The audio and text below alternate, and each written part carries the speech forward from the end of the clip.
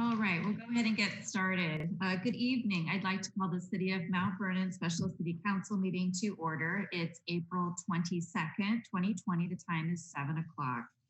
I'll do a roll call of council members. Council Member Moberg. Here. Council Member Molinar. Here. Council Member Beaton.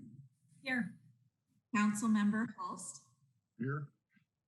Council Member Hudson. Here. Council Member Carillas. Here. Council Member Brocksmith. Here. Awesome. I hear everyone really great. Thank you. Under our consent agenda tonight, we have 3 items, which are meeting minutes, payroll checks, and claims. Item A, B, and C. I'd move approval of the consent agenda. Second. Motion by Mark and a second by Mary. All those in favor say aye. Aye. Opposed, same sign. Motion carries. Thank you very much. Under reports tonight, we have a standing item on a review of emails. So I just have a few, and then please, council, if you have others that you think that I've missed, let me know. The first one was on April 10 from Carol Sullivan. And the subject was to please declare Thursday 7 p.m. as Let's Make 30 Seconds of Noise to thank our essential Corona time workers. So Carol writes, hello, this article appeared in the New York Times recently, and she gave a link. For the past 2 weeks, I've gone out on my drive with a lid and a spoon to clang away for about half a minute.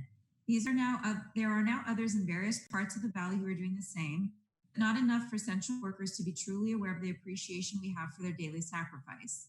To make it citywide, I'd like to ask Mount Vernon City Council to declare Thursday, 7 p.m., Let's Make 30 Seconds of Noise for Corona Time Essential Workers. At that time, residents may get out on a porch, balcony, or drive, keeping social distancing with a pot, pan, lid, spoon, cowbell, whatever makes a little noise, and for 30 seconds, clang away to let those essential workers know they are appreciated. As a mom to 5 kids who are healthcare workers, ER doc and palliative care doc, PT in Hood River, Oregon, and OT in Seattle, and a community liaison between patients needing rehab, hospice, and care facilities in Bothell and Kirkland, I'm wanting to thank not just local healthcare workers, but fire, police, grocery clerks, bus and truck drivers, postal workers, garbage collectors, everyone who's putting themselves on the front line to keep Mount Vernon residents healthy, safe, and supplied. Carol Sullivan.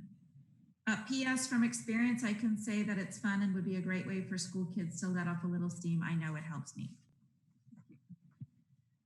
The next one is email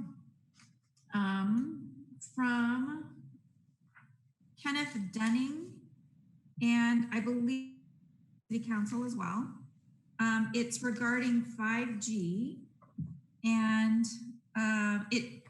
it quotes different testimonies and had different links provided, so I might preface a little bit. Dear Mayor Boudreaux, I've sent a letter to you with the same content. However, I've included links to my quotes in this email. While I am not in the loop of what is going on with the installation and activation of 5G Wi-Fi masts in Mount Vernon, I am assuming it is either planned or taken. My sincerest hope that you will disallow this technology to be activated to become part of the electromagnetic environment of our city. There's a reference to testimony before Congress on February 7th of 2019, saying that those testifying, the telecommunications companies stated they have not done any testing of 5G technology to determine its safety for human beings. At the end of their testimony, Senator Richard Blumenthal accurately summarized the situation by saying, quote, so there is really no research ongoing. We're kind of flying blind here as far as health and safety is concerned, unquote. There was a link to former president of Microsoft Canada's statement on September 16 of 2019, in which he expresses his concerns over the rollout of 5G technology, along with his concerns, states that 230 scientists and researchers from 41 countries around the world have formally written to the United Nations, their member nations, and the World Health Organization expressing concern over the planned rollout of 5G technology, especially for vulnerable populations such as children, pregnant women, and environmentally sensitive. These warnings about the potential harm that The much higher frequencies utilized in 5G might cause are not new. References a report of September 2017. Along with chemicals and electromagnetic fields have the potential to be dangerous pollutants of our environment if not used in a studied, thoughtful manner with consideration for the safety of public who will be exposed to them. One of the great things about living in the Skagit Valley has been the commitment which has been shown in the past by people and our elected officials to the health of our environment and the citizenry. In view of this reality and in light of everything that is known regarding microwaves, their potential for good and their potential to cause harm, taking a cavalier attitude and agreeing to flying blind with the health and safety of citizens of Mount Vernon would not be the best interests of our community. Please say no to any attempts to unleash this unproven technology with its many known hazards to our environment. Respectfully, Kenneth Dunning. And just so you know, Council, we've replied to Mr. Dunning to let him know we have no permits or activity going on currently in the city of Mount Vernon with the memo that was provided, just regarding the legality and the authorities of the 5G, which falls to the federal communications and the federal government. There was a letter from the Best Western plus Skagit Valley Inn. This was asking to waive all lodging tax, transient room tax, hotel and motel tax, transient occupancy tax, and possibly refund those taxes to my hotel from April to September. Did that, all the council receive that? Okay. Yes. Here. So there's a letter to go with this. I operate the Best Western plus Skagit Valley Inn and Convention Center in Mount Vernon, Washington.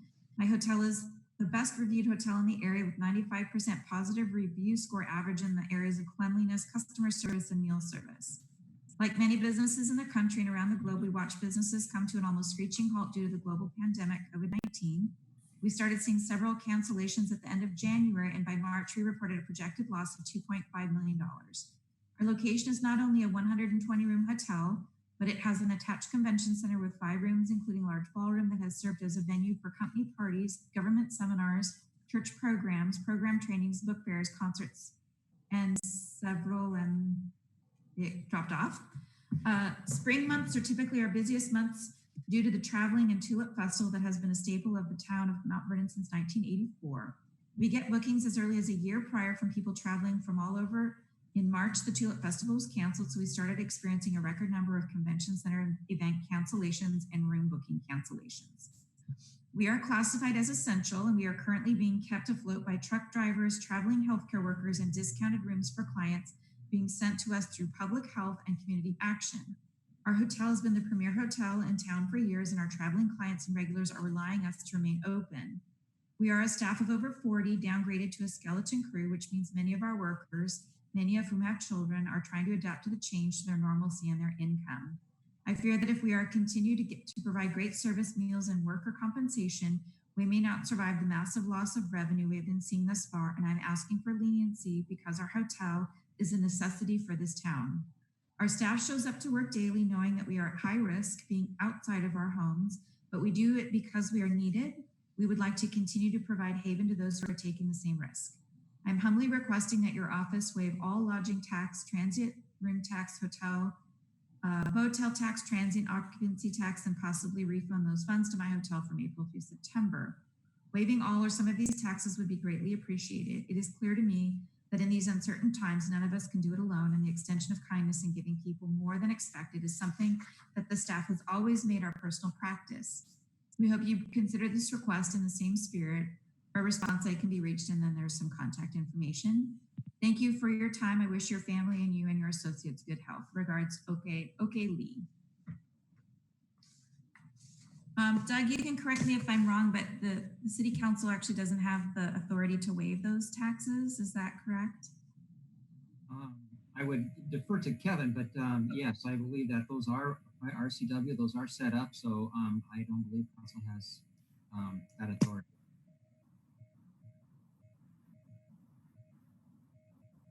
I would suspect we do not. I'd have to look at the actual laws, but unless it is something that the city can elect to impose, if they're state taxes, we wouldn't have authority to determine whether or not to waive those. Okay. Those are the three that I have. Is that council? Is there any more public comment that you are aware of? Okay. All right, then moving on to our new business tonight. Item A is project acceptance for the 2019 street improvements. And Bill Bullock, our city engineer, is trying to find his, there he is here to present this particular item. Bill? Good evening, Council. Yeah, this pretty straightforward item.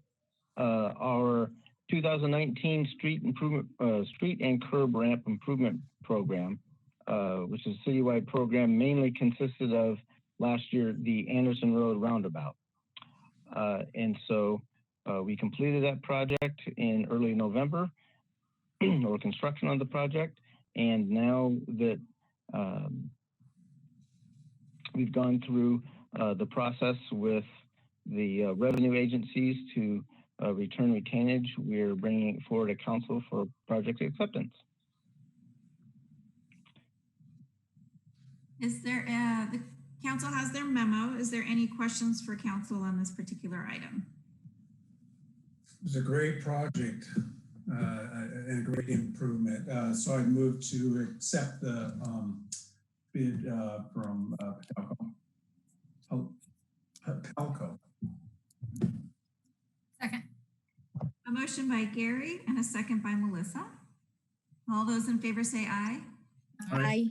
Opposed, same sign. Motion carries. Thank you. Item B tonight is our CDBG agreement with Catholic Housing Services, and Peter Donovan will present this item. Peter?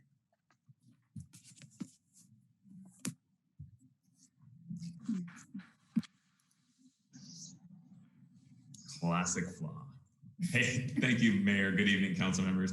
The mayor has been leading the city of Mount Vernon staff in a partnership with Skagit County and with Catholic Housing Services to acquire property for the development of Skagit County's first permanent supportive housing project to be located within Mount Vernon city limits.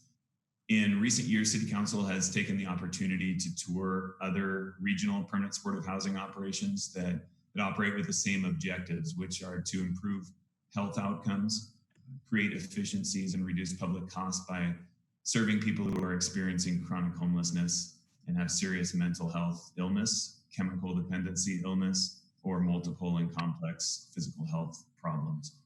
The project pairs affordable housing with adequate wraparound services and provides a home to help up to 70 residents achieve stability and dignity.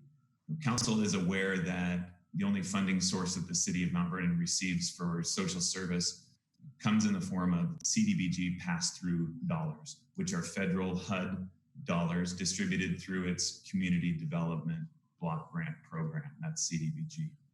City Council has approved a sort of savings account for a portion of these pass-through dollars over the last 3 years, so that once Skagit County and Catholic Housing Services identified a suitable site for the housing, the city could then activate and pass its accumulated CDBG funds on to Catholic Housing Services so that they could move forward with the property acquisition for the project. Tonight, you'll note that an agreement has been reached in draft form with Catholic Housing Services, who will be operating this permanent supportive housing program as Skagit Supportive Housing LLC. And the agreement before you tonight authorizes the city to transfer its CDBG funds to Skagit Supportive Housing Services in the amount of $365,992.67. Again, all of this has been previously approved by City Council and a part of the city's CDBG action plan for the past 3 years. Tonight, staff is requesting that Council authorize the mayor to enter into this CDBG subrecipient agreement with Catholic Housing Services and Skagit Supportive Housing LLC for the purpose of acquiring land for a new permanent supportive housing project in the city of Mount Vernon.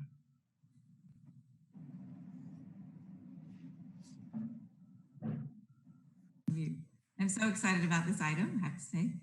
Any questions for Peter on this action? No, I'd just like to say that a number of us council members have visited some of the different facilities that Catholic Community Services is operating, and they do a fantastic job, and they're really a great service to the community and those that are most vulnerable in our community. So I'm real happy to see this come forward. Any other questions? Mary? I just said I couldn't agree with you more. This is a fantastic move. I'm so happy to see it come this far. We've been working on it for quite a long time, so it's really great to see it moving forward now.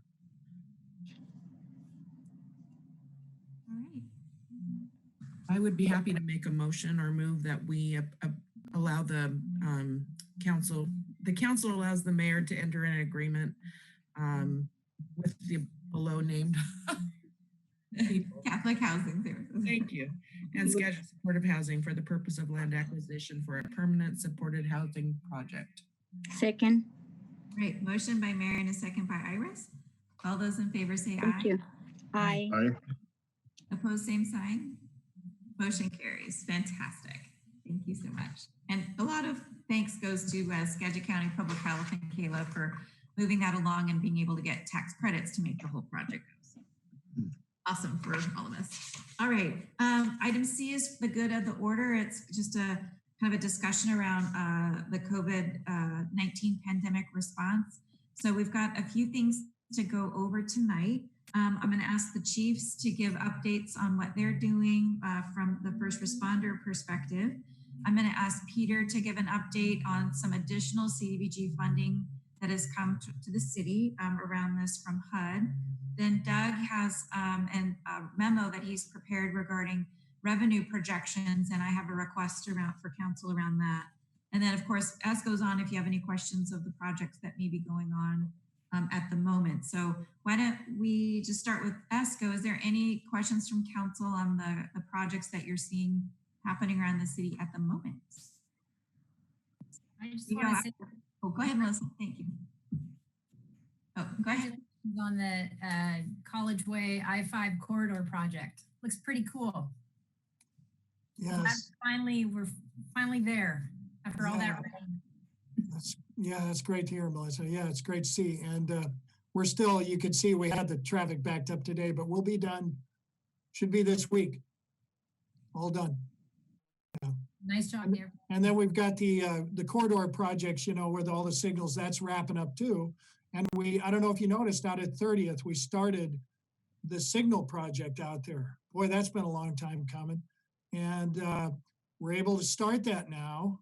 And once, you know, it'll take another 2 or 3 months, 3 months plus to get the flat work done and then get the poles in and everything else. But that started just this week.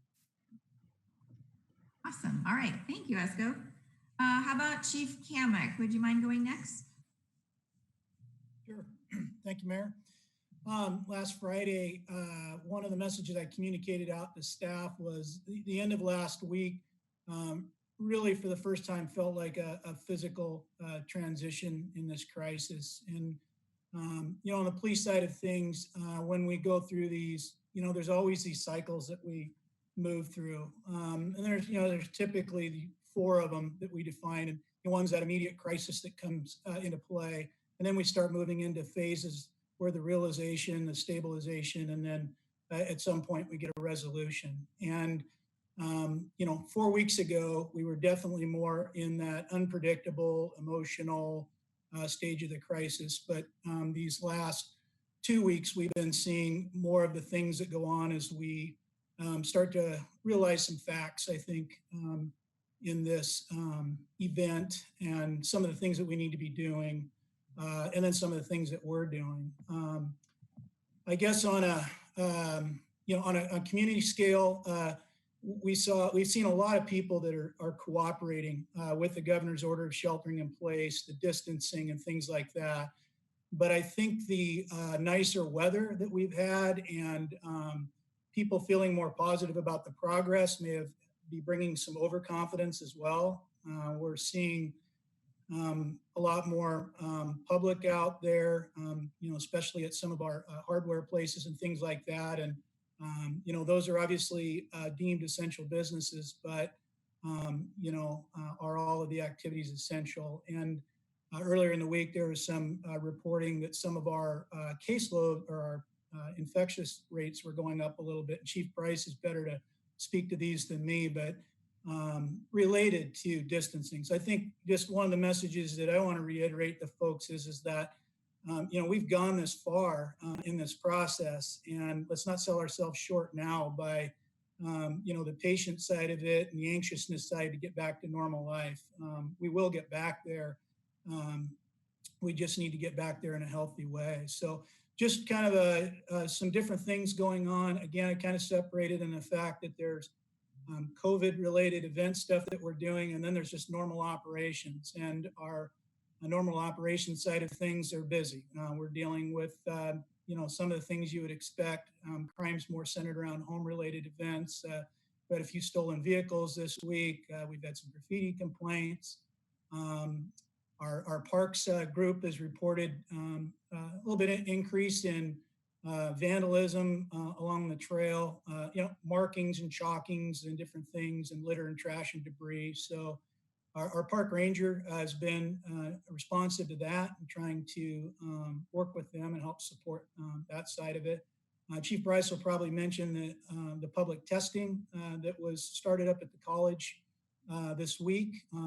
We had a number of folks in the office who volunteered their time to go up and go through the process to help them identify the pitfalls that were going on there and the lack of them, really.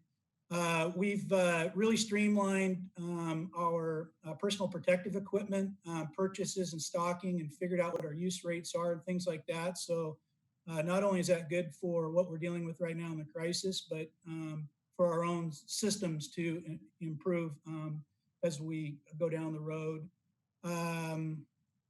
Our online reporting, since we've transitioned to more of that, we've seen good response from the community and the public on that. So we like seeing different ways that people can connect with the police department that are successful.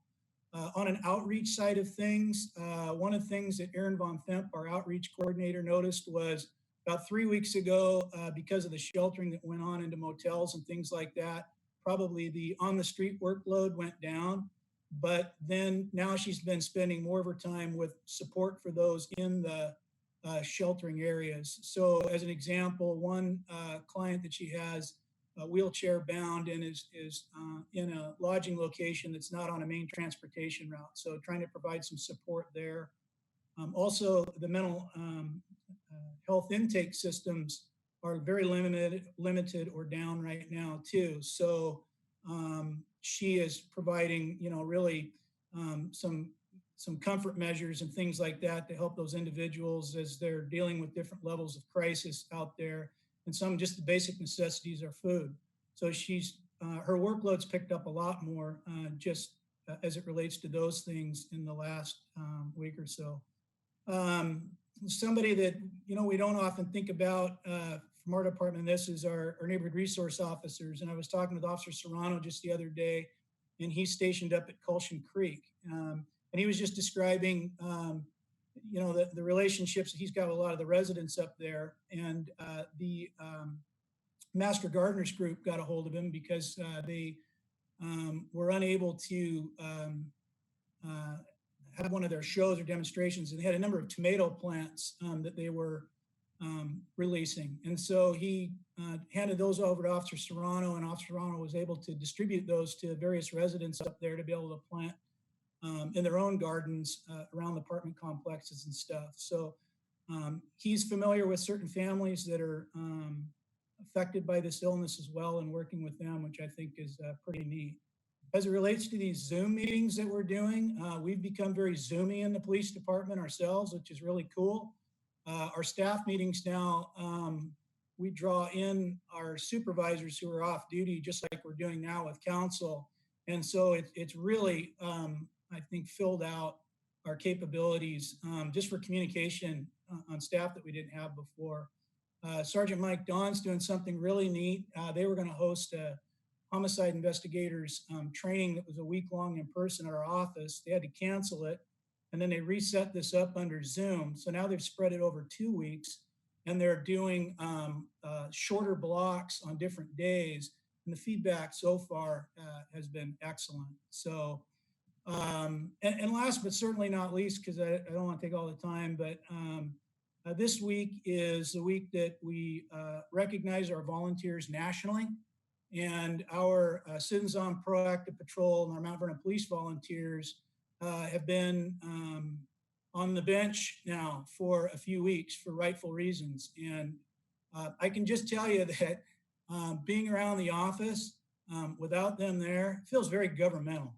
And it's a missing spot in the department. And you wouldn't know it until it's not there. And so we're hoping too that this gets over soon enough that we can get them back. And this isn't over.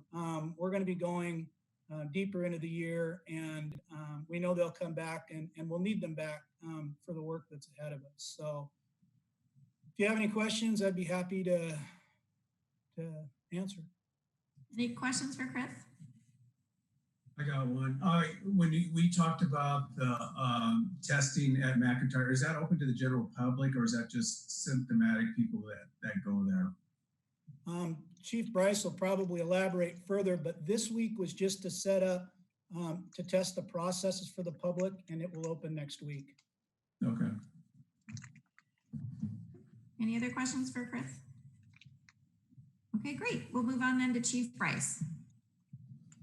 Yeah, so I'll start off. I'll answer the question for you there, Council Member. Is as Chris said, this week we were just using first responders and healthcare workers to make sure our process works smoothly.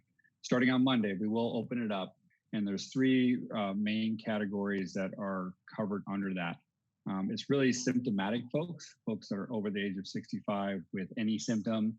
If they're under 65, they're looking for some either other triggers like underlying causes, and then healthcare workers and first responders are kind of lumped into that.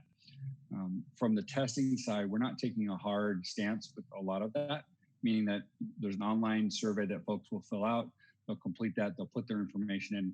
But if in that survey you had a symptom, you're not being asked medical information as you're going through that process to have to validate any of that information.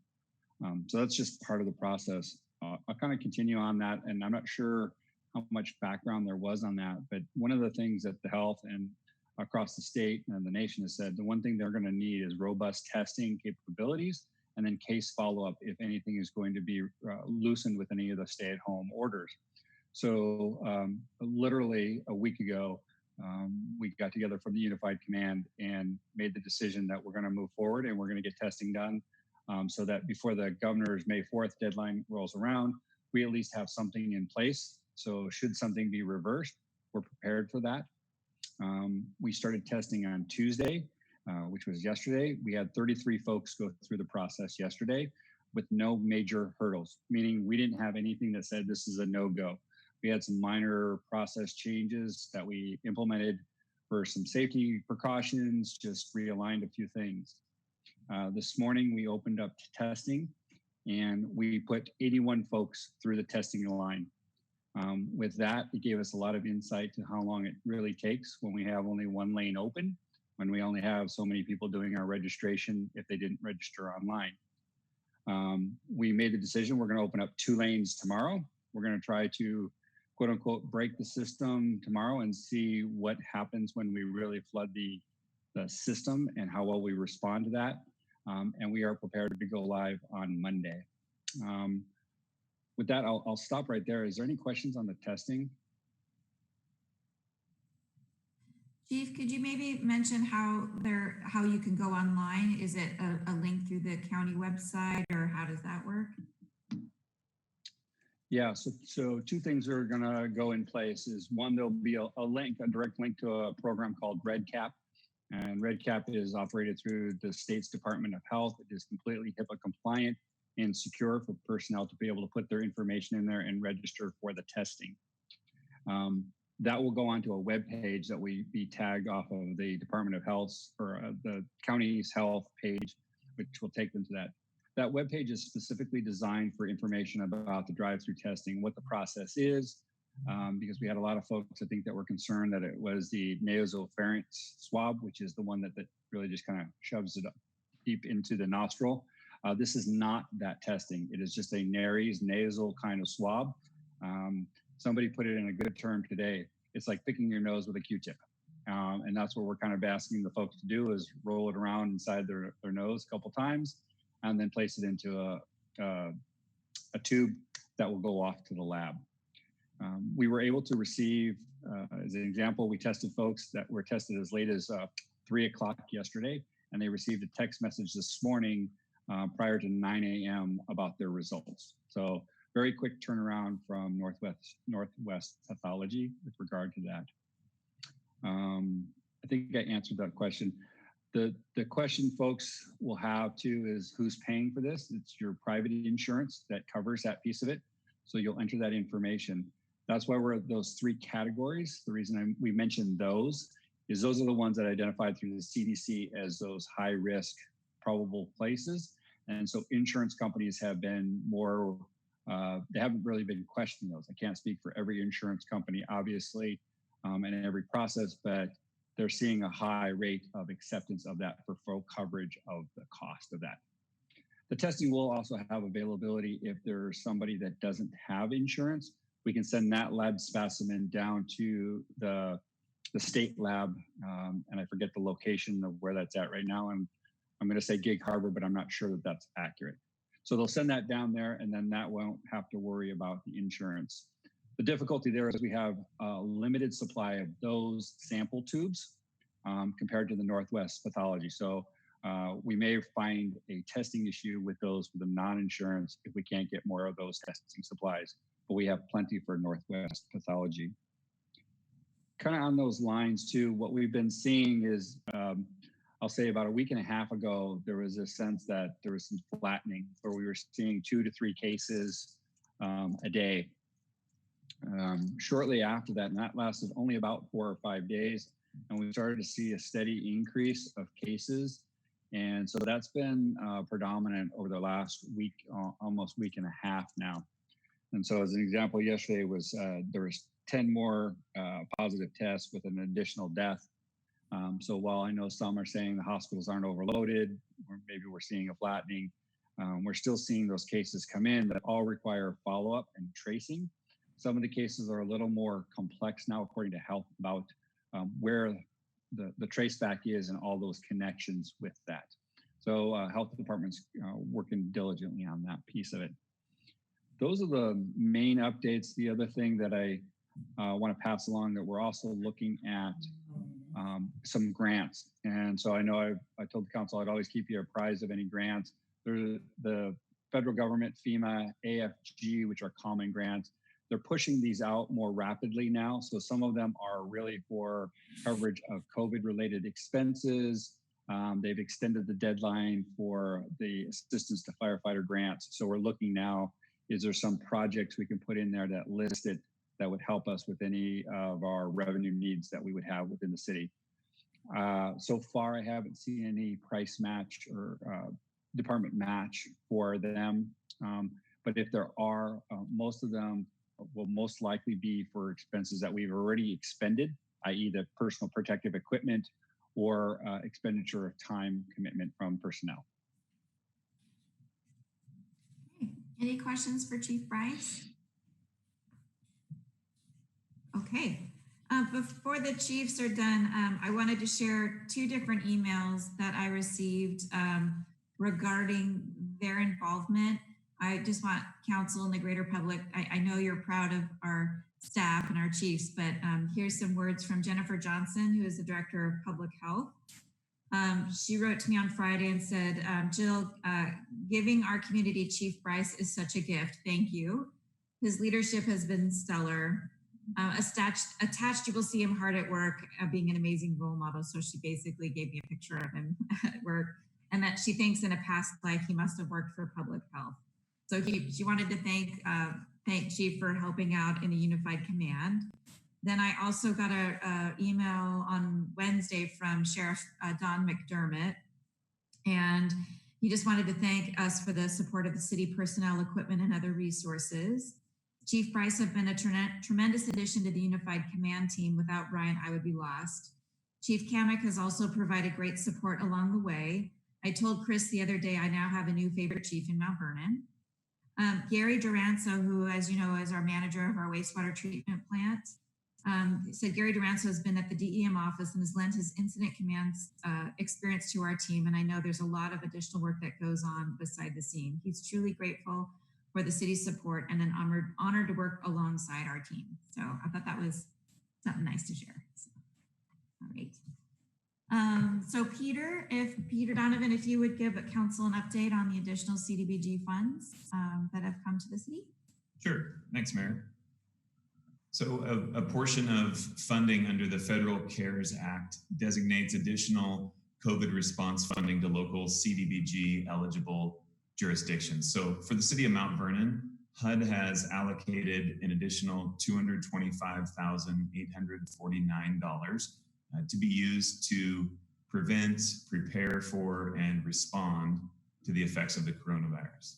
So because of this, a couple of weeks ago when we learned about this, staff reached out to a few entities. We talked with the Skagit County Health Department, the Economic Development Alliance of Skagit County, EDASC, the Mount Vernon Chamber of Commerce, the Mount Vernon Downtown Association, and Community Action of Skagit County. Along with the city CDBG consultant, staff has identified really two vital needs right now in our community. One is what HUD refers to as micro enterprise assistance. This would very likely take the form of grants to qualifying small businesses. The second need that we've identified is housing security. And this would come in the form of rental assistance for individuals and families in Mount Vernon.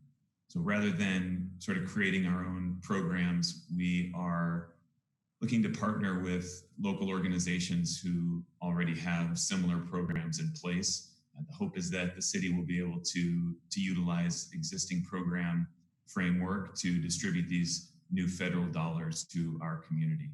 So that is the overall kind of general plan right now. A lot more details are being filled in kind of every day. So I'd hesitate to give too many details now. Those could change, likely will, but that's the general direction that we're looking at for these additional CDBG funds. So these again are separate from our normal CDBG program. And that funding is also, that action plan is being put together as it normally would each year. And the timeline for both of these will sort of overlap, and we'll look to submit these plans to HUD by mid-May.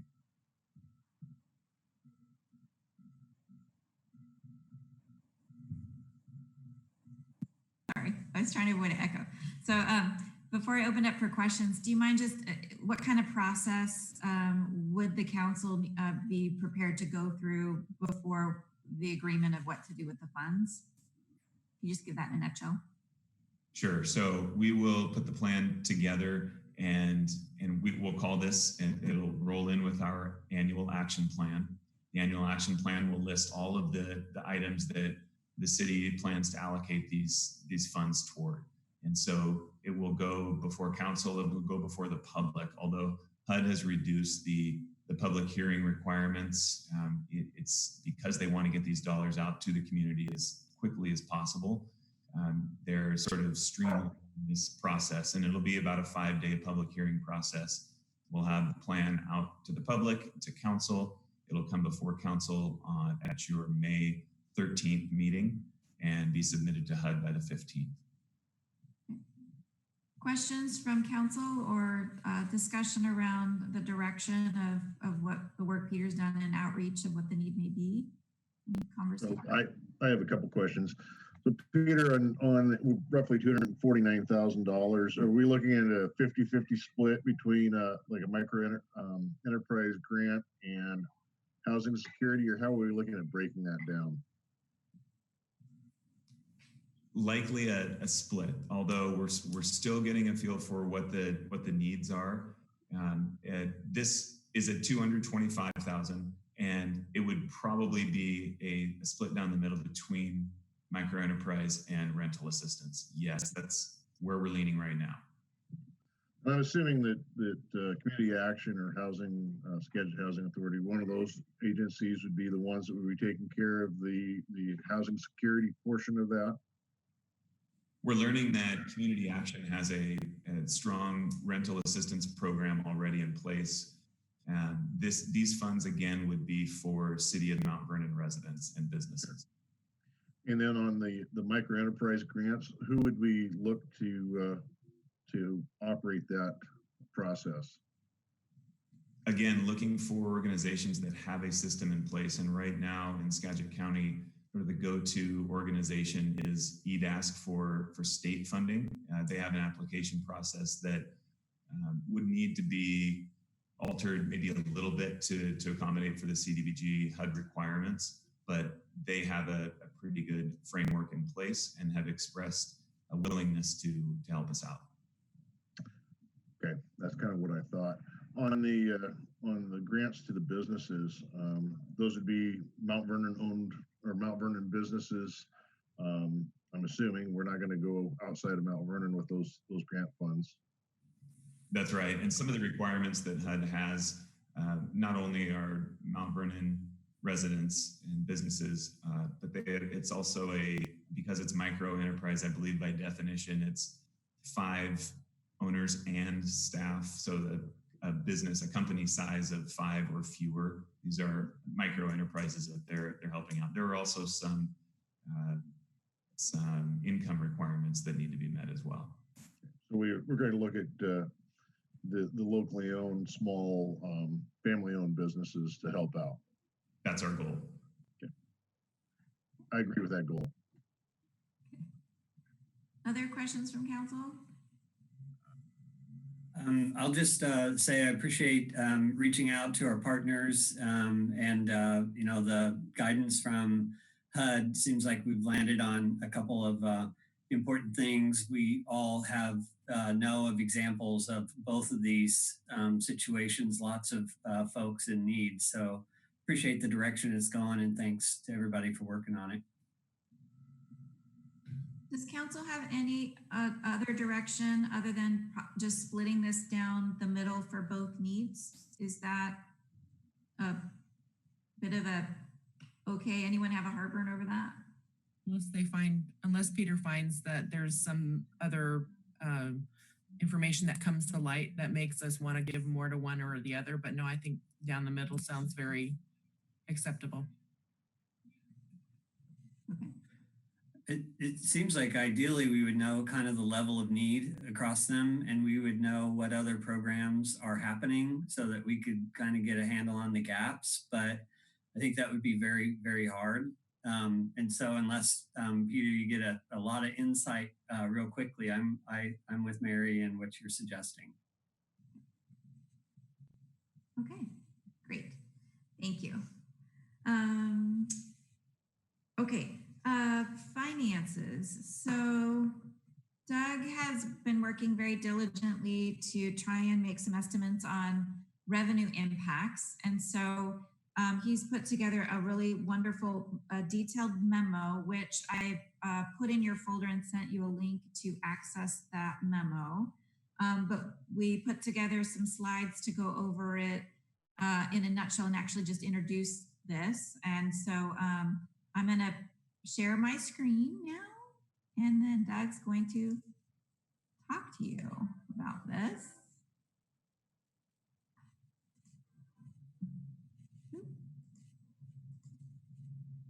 All right, can everyone see my screen? Okay, Doug, do you want to? Sure, absolutely. And good evening, council members. So yes, as here tonight, just to go over a little introduction to our new finance and work plan impacts for COVID-19. I've been spending a lot of time trying to determine what the revenue impacts are to the city due to the COVID-19, and working with a lot of other finance directors around here, but also throughout the state, and attending several webinars and just doing a lot of research. So finding out I'm just not learning very much. This is really being a very difficult thing to do as far as these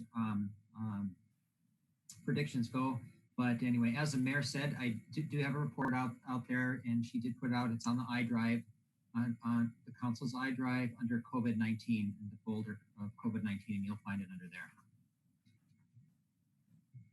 So basically, the bottom line is that we're estimating about a 5.1 million or 15% reduction in all general fund revenues based on just the initial element, look at everything there. What I did is I went through every single budget line of every one of our revenues that we had and looked at to see what they were looking like. And spent a lot of time on that. This slide here is just kind of a summary of each one that I'm going to spend most of my time on and just kind of go over what we have there. Now, most in the report itself, there's a lot more detail than what I'm going to give you here on each of these, but I just thought I would go through these briefly and kind of explain why I did what I did at this point. Again, these are just initial, things can be changing as we're moving along through this process. So the first one we have there is property tax. And our budget is $8 million in property tax revenue, and that represents about 24.2% of our general fund revenues. This is pretty relatively stable revenue source. You know, the only reductions that we might be seeing is just the timing of when it's coming in. We may see an increase in non-payments from property tax owners. Also, Skagit County has granted extensions to some homeowners, so we're going to see maybe some later payments come in.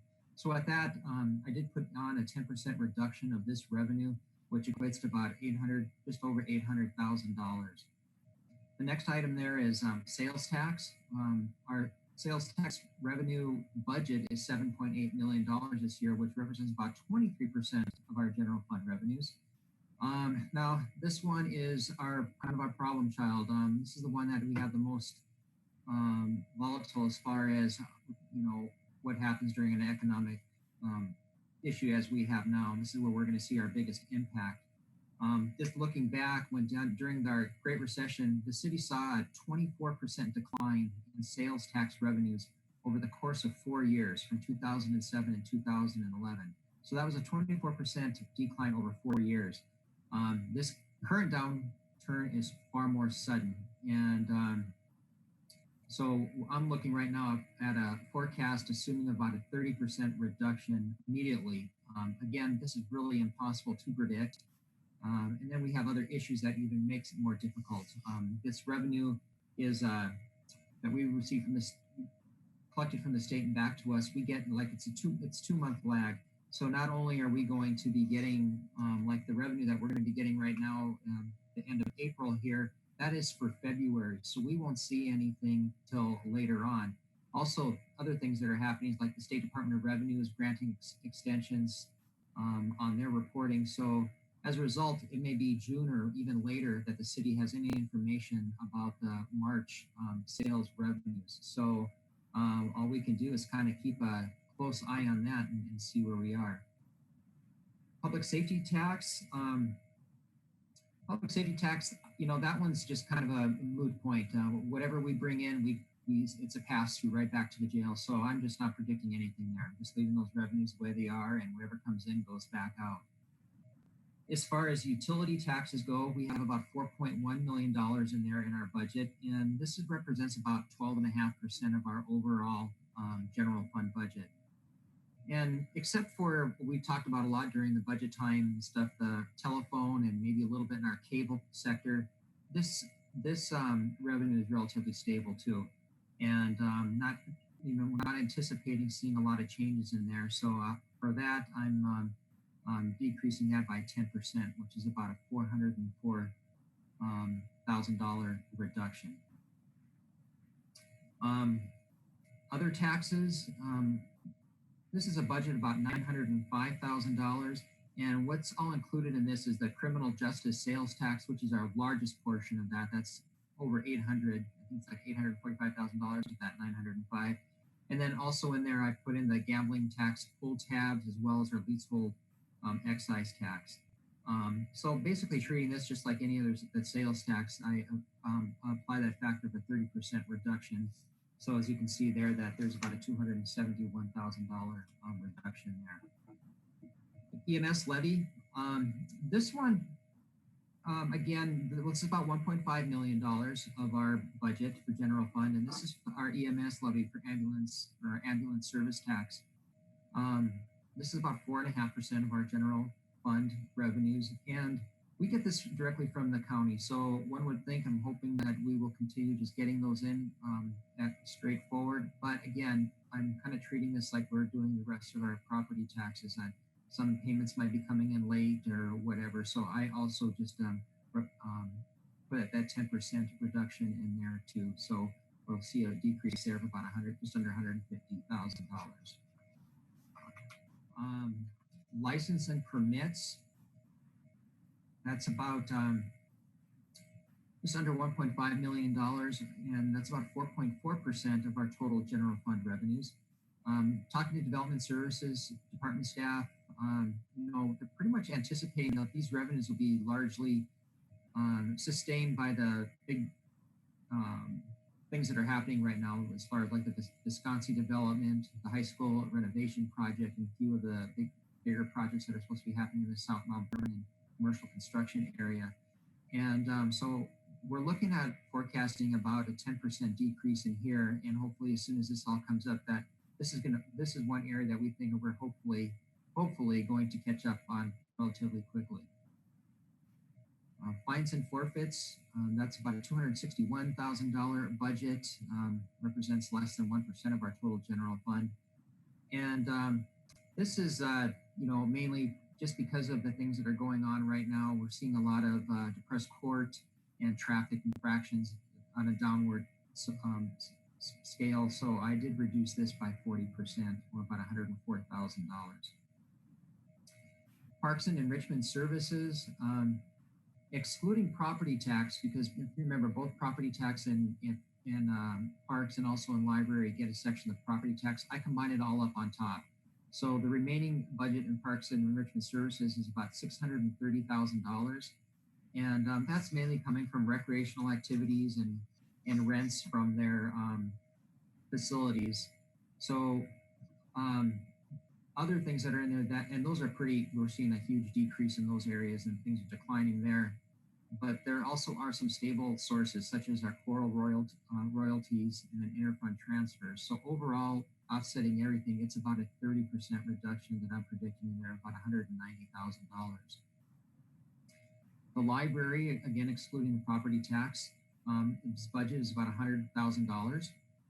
And the majority of this revenue is coming in from charges for services or library fines, and which they're projecting seeing a real large decrease. So I'm assuming an overall decrease in here of about 60% or about $60,000. Miscellaneous, our budget there is about $434,000. We see some things in here as far as like our interest earnings, which we were so excited about getting, doing some really, really good investments and bringing up some really good revenues that, more than double. Not so much anymore. And then also there's also other facility and other leases and rents that we collect in this area. Right now, just putting it all together, I have a 50% reduction in there, or about $217,000. Okay, EMS transport charges for transport services. We had a budget there about $1.6 million. I need to spend some time looking with numbers with Chief Bryce, but at last I had heard, their collections might be coming in, not always as fast as we hope they would, but as a number of transports going on, I don't think they're seeing much of an decrease in that area. So I left that as alone for right now.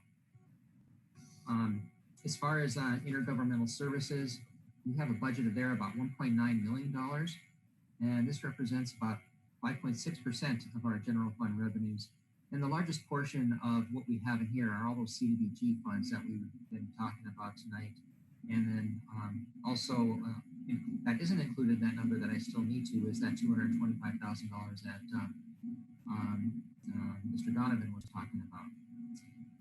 The other things in there, we have like liquor tax and liquor control board profits. We're estimating reduction in there. And, even though the liquor stores remain open, we do see a reduction due to the closure of the restaurants and bars.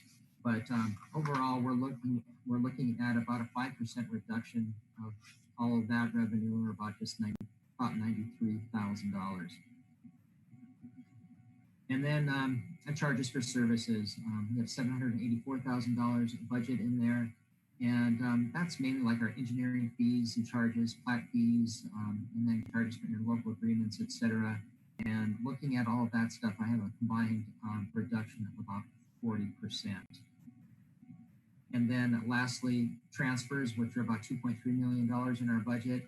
At this point, one of the things I am going to have to work on is doing a whole new cost allocation plan for the city. But at this point right now, I'm leaving that alone without any reductions in there. So as it is with these numbers, I'm looking at about, we're looking at about $5.1 million of lost revenues for this year, or about 15% of our total revenue budget. Any questions on this slide? So I'm gonna maybe poll council, because on the right side, I can't see you all at the same time.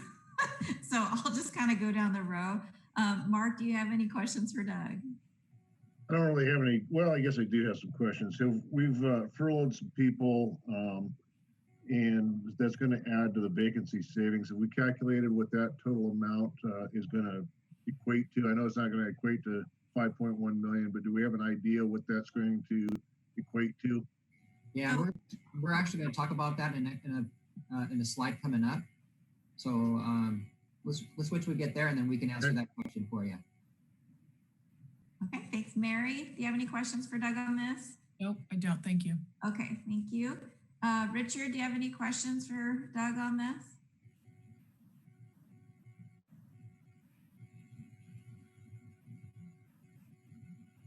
Sorry. There you go. Couldn't quite figure out the technology.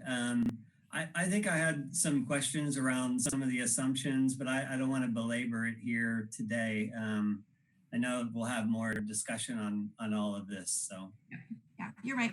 And also the memo will probably have a lot of detail for you there too. So we'll definitely just first blush tonight at this.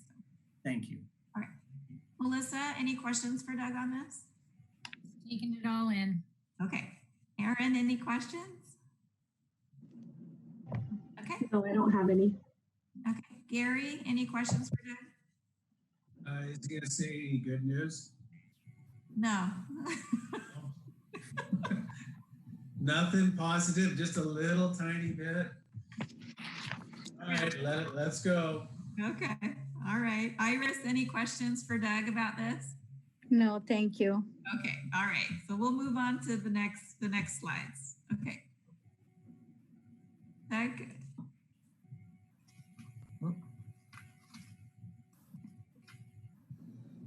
Or do you want me to do this one? No, I just, I'm missing that in my packet here. I apologize. Yeah, go ahead, Mayor. Okay. So currently, what we're going to run through in the next couple of things is just, what we've done to date. So as I mentioned last time we had a meeting, we did make decisions on furloughs. So currently 16 of our full-time positions have been furloughed, which means they are not collecting salary. They are eligible for unemployment, although the city is still covering healthcare coverage for those employees. So on the slide here, it outlines where those positions are. There's one in finance, 5 in development services, 1 in TV 10, 4 in the library, 4 in parks and enrichment, and 1 in the public works administration office. There are then 29 part-time employees that have been furloughed, 1 in finance, 2 in development services, 2 in TV 10, 14 in our library, 5 in parks and enrichment, 1 in the street department, 1 in solid waste, 1 in fiber optics, and 2 at the city attorney's office. The furloughs that have gone out are for 30 days at this point. We believe that the month savings could be around 137,000 for the furloughing of those positions. So that's it at the moment, okay? The next slide talks about the city response, looking at our professional service contracts. So I'll make sure that council knows that in your budget book, you can take a look at everything that is budgeted that we are looking at as staff and mayor. ¿Quieres que haga frijoles con chorizo? Page, Ya va a terminar. page 75. Ya va a terminar. I'll mute. Okay, I'll mute. Okay. On page 75, it shows really some of the professional service contracts that are mostly out of development services. And so what we would do as staff is take a look at what contracts we could proceed with, hold, or reduce in scope. And then we ask these particular questions. Are these contracts supplying support for core or mandated essential services? What is the source of funding? Is there reimbursement by developers, or is there grants for that? What is the capacity for reassignment based on staffing? And if they're already started, then it would be detrimental to stop those professional services at the time. So those are some of the conversations that we're having as well. Doug, do you want to talk about the ER&R for me? Sure. Yeah, you know, another area that we obviously would go and look at is what we have going on in ER&R. And unfortunately, or a good thing for the city, I'm not sure, but right now we had about $1.8 million of equipment that we were going to purchase in ER&R for 2020. And all of that has been already committed, either ordered or purchased already. And the only thing that we have left is one little 10-foot lawnmower, which is in the Parks and Enrichment department, with savings of about $12,500. So that is really all we can do for that area. We did during the budget cycle, remember really talking about this and what we can do in there, and just the governmental funds, we did put excess budget in. Not excess budget, but we did put budget into the ER&R to help fund some of the equipment for 2021. About $328,000 that's in there from our budget. So that money will still planning on being transferred into ER&R, but that might be something, if things, hopefully not, but that could potentially be one area we could look at.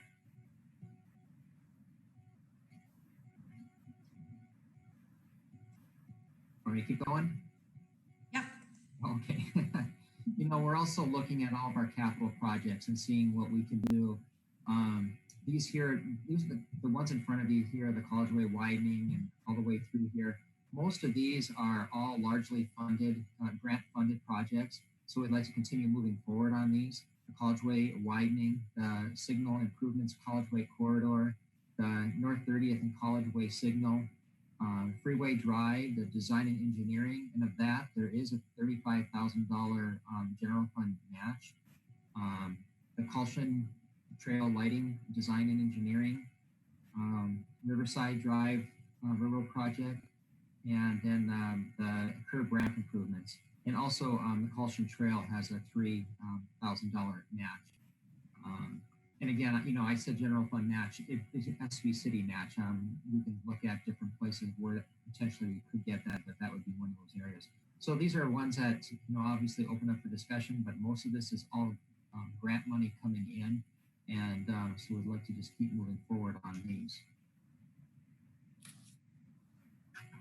And then we have our utilities capital projects. We have 3 that were included in the budget this year: the sanitary and storm sewer lining project, the North 19th culvert for surface water, and then the wastewater treatment plant, the administration building.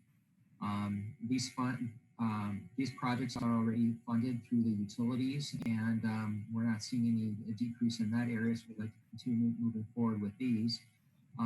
One thing just to note about utility payments from our last month's bill, we're actually a little ahead of our monthly collections from last month's bill that went out. People are, you know, we're getting a lot of phone calls and questions on how to do it, as far as whether they're no longer able to come into the city hall. but we're getting a lot of payments, and a lot of people were kind of even excited that they didn't realize that to pay it, by dropping it off or using our online services. So we're actually, like I said, our collections are coming in ahead of schedule for last month. So that's encouraging. And then general project or capital projects that could potentially have some general fund impact are Heart of the Park, the Little Mountain Project. Most of the funding for this is coming out of the Little Mountain Parks Fund, the Parks Capital Project Fund, and the Parks Impact Fees Fund. As you know, there's been always some issues on overages and what's happening in there. So that could potentially have some general fund impact, how things go in there. So we'll have to really keep an eye on that. And then our streets maintenance, our overlay and paving, this one will definitely have some funding impact because a large portion of this is all coming from TDD and our rate funding. And we know that TDD and REIT, our real estate excise taxes, are going to be dramatically impacted this year. So again, we'll have to keep an eye on that and watch those revenues coming in and work with ESCO to determine how we move forward. So it kind of talks about our next steps. I think the council and I have very similar veins that we have to be as proactive as possible in addressing what impacts could come. What Doug has spent time preparing is the best educated guess to date, using the information that we have. So we do know that as we move through this year, all of these things can change rapidly. It could be better or it could be worse. So what I would really like to do is ask City Council to have a 3-member finance committee meet with myself and staff so that we can collaboratively decide the direction that we need to take. The way that I view this is that over $5 million hit to the city is where we will have to suspend services. We will have to do things differently, and it will be a pretty severe impact to the community. And so I think to have that collaboration with council to me is crucial. And so what I would propose is that we have 3 members that are willing to sit down and meet a couple times in the next 2 weeks to kind of put together a priority list of things and look at different ideas of what we could do. And then present it back to the full council at our first official meeting in May. That meeting date, we still won't have official numbers really, but I think there could have a greater understanding of what could be coming. We could brief you on what the directors are already taking a look at of different service delivery models and how things could look. So that's one thing that I would ask council if they would like to consider that. The other next steps would be clearly that staff are going to continue to monitor general fund revenues, developing the forecast, watching for potential reimbursements and funds from the state and federal government. So what we are very hopeful for is that there will be funds that will come that will supplant operating expenses, not just funds that can traditionally come from those sources and say you have to do new projects or use it for new things. We believe that we've been very strong advocates on not only the city level, but the Association of Washington Cities. I've been on calls directly with Senator Murray, Representative Del Bene, and the state saying we need just operating money to keep police on the road and fire engines going and that kind of thing. So what we've shown tonight doesn't take into account any help we may get. And then again, each department is maintaining a real steadfast leadership in the provision of their services, the safety of staff, but focusing on providing those professional and efficient services as we move through this entire situation that, of course, none of us had ever experienced before. So that's what we have to just start a conversation with you. I'm hoping that we could have 3 members be willing to spend some time with me and work collaboratively. So at this point, that's what we have for presentation. So I'm going to stop the share so I can see everybody at one time. Here we go. Any thoughts? I think I would be willing to serve on that committee. seeing as I'm chair of the finance committee, I think I should serve on that. I'd already written you down, so. Okay. Anyone else? I would be looking for maybe twice a week meetings, just about 4 meetings in the next couple of weeks. And we can meet whatever time is convenient. So. Is there a third person? I will volunteer if no one else wants the opportunity. And I think it's great. Jill, I applaud you for looking at this collaboratively with the council. I really appreciate it.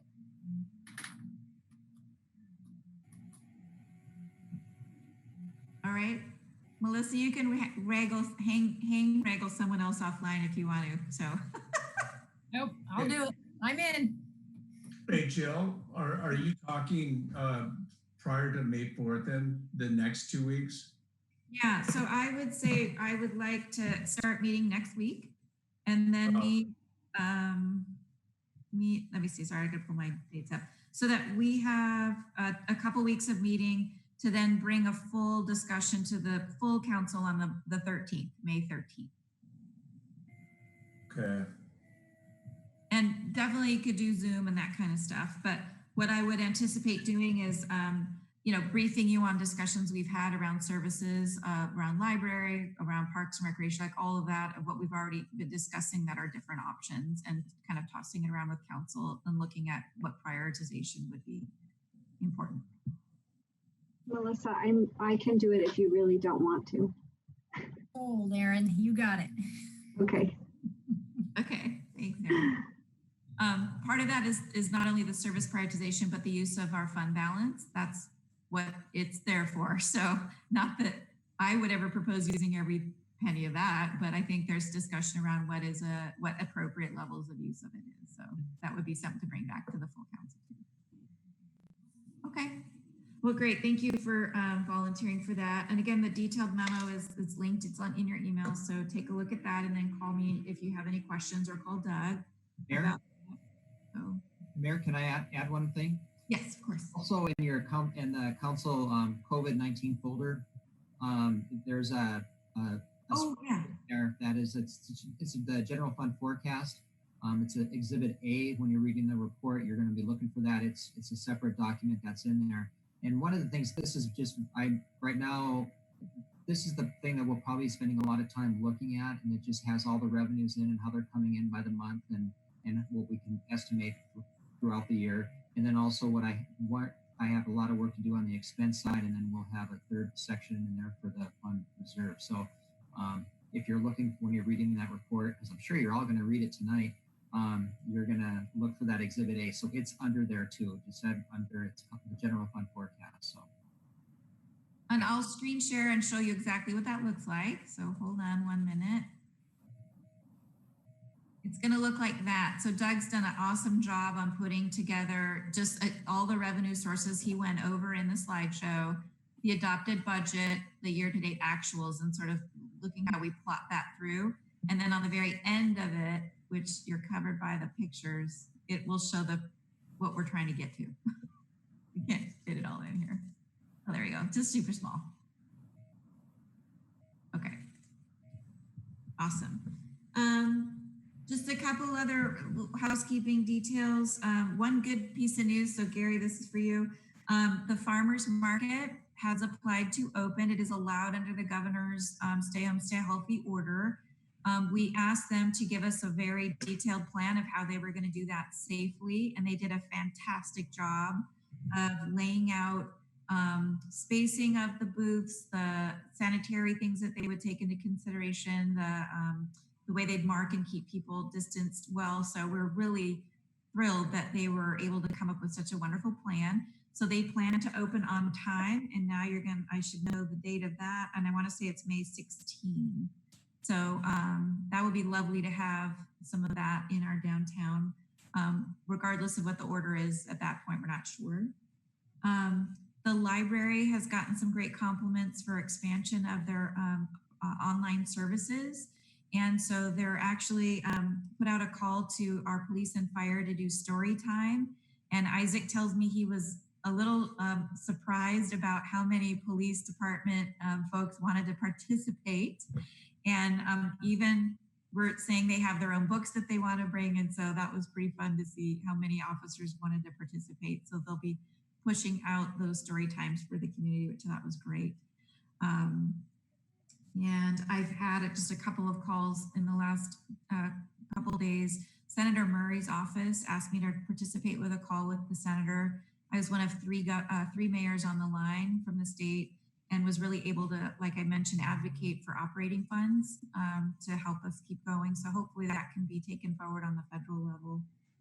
And then, definitely calls with the state and other mayors as well. So that's just kind of in a nutshell things we've been working on. Any questions from the council? Okay. With that, then, we have completed our agenda items. Kevin, is there a need for an executive session this evening? No, Mayor, nothing from the city attorney. All right. Well, with that, then, we'll be adjourned our city council meeting at 8:16. Thank you all so much. Thank you. Everybody have a good evening. Yeah. Thank you.